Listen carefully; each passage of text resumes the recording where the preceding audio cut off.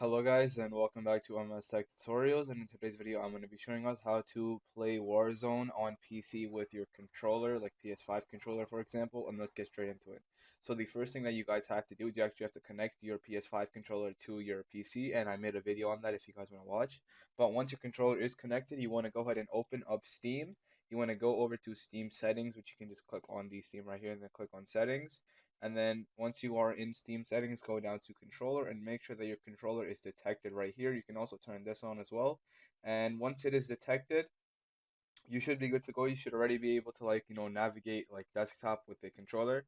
But once you get into Call of Duty itself, you want to go over to settings, and this is very important because you want to go over to controller, and then from here you want to click on controller, and then you want to change both the input aiming device and the menu prompts to controller. Or you can leave this as keyboard and mouse because this is only in game. But the more important, this aiming is like this, which actually you're going to be able to control when you're in a game.